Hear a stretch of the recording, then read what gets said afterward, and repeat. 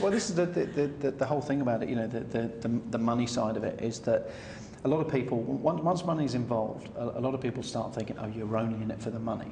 And like I've said earlier, to reiterate that for anyone who's just joined us, is that, you know, it's not about making money. You know, I mean, you have a business, you have to make money for the business to survive, and people who don't have businesses, sometimes they don't understand that, and they just think, you know, but you know, because when times are tough, you need to make money to keep everyone employed and running over. I have to pay the team. You know, the team we can have an event with a weekend with 5 events on.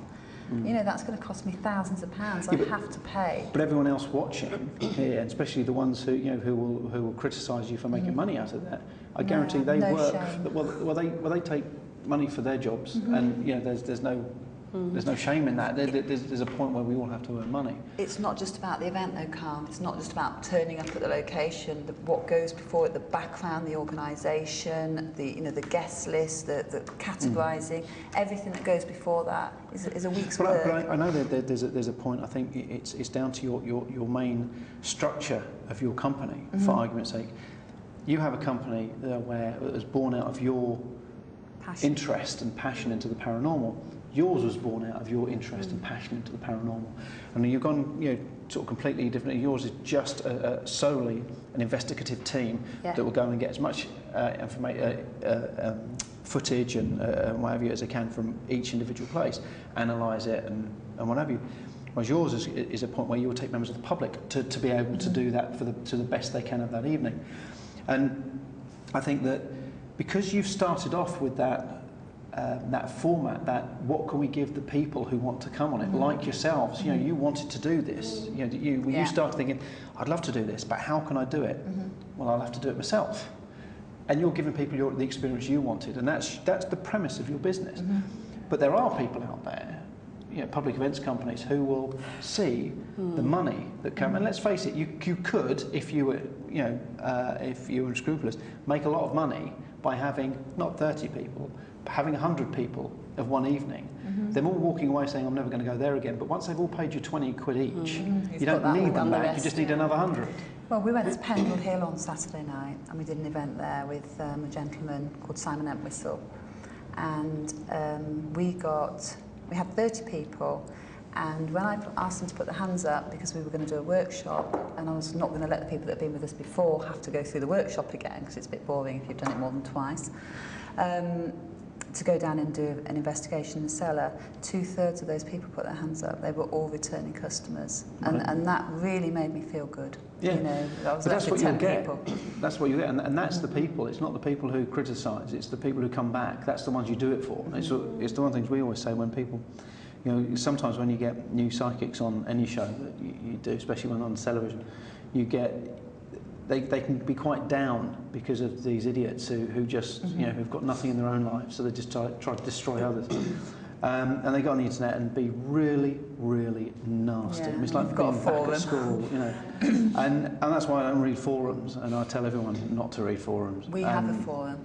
And I mean, it's a very positive one, though, to say that. But if you police it correctly, again, probably the wrong word. It comes through to our phone before it even gets to the forum, so we actually see what's going on. But forums should be policed correctly, and this is the one thing. I mean, the reason I won't go on forums is because they aren't policed correctly. That the most obscene things can be said about people and left on there. And like I say, you know, if you sue people, most of these people haven't got anything, so you can't sue them anyway. You know, they're sitting on top of a council flat with their 20 mobile lights and a six-pack. Sorry, we do have problems with social networking sites occasionally. That seems to be the latest way of attacking. Again, I have to with all of them. I mean, what is there? There's Twitter, there's Facebook, there's MySpace. I mean, I think all of them, I think, are the devil's work. It's easy to say things on there because you're not face to face. You know what I mean? And it's cowardly, though. I mean, every single person who comes onto there has got a pseudonym, or they've got some other name that's not theirs. You have. They can attack you personally, but they won't give their own name. I mean, we had someone once who actually published our home address. I mean, fortunately, that's stupid. They got it wrong, but they tried, and it wasn't that far from where we lived. I have to admit, it was only a few roads away. But that was just malicious.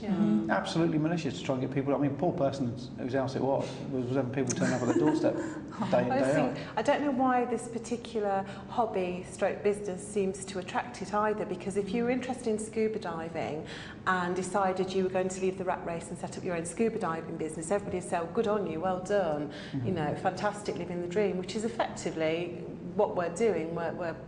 We're getting paid for our hobby, and it wouldn't also attract the same amount of viciousness either, I don't imagine. Well, maybe it is, maybe there's a whole underworld in the scuba diving business, but there probably is in different degrees in every industry that there is, and I think that, you know, like I say, with television, I mean, you know, no one knows the real behind the scenes what goes on in television. You know, what they see is the glossy bit at the front, and you know, that's nothing. You know, I've as a cameraman, I worked with some celebrities that.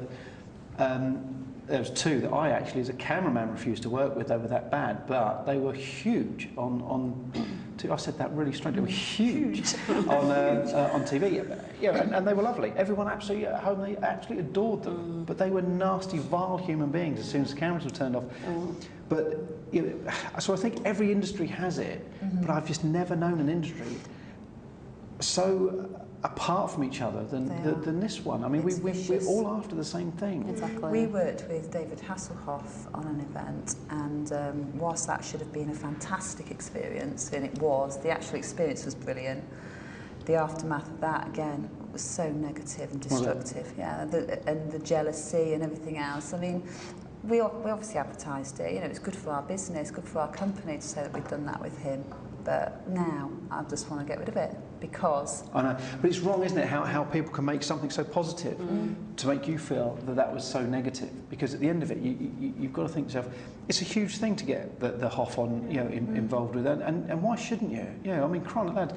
Do we now say no to, you know, Brad Pitt turns up and says, oh, I want to... It's that point you think, do we say no to him? Because, you know, we might get... Because there's some jealous morons out there who will just try to completely hack it down and turn it something negative. It elevated the whole thing because it was in the national press, therefore drawing attention to the whole business. Anybody who goes onto the web could... What is your website, by the way?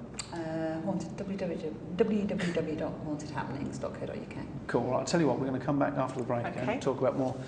Check out the website, it's great. I'll see you in a few minutes. Bye-bye.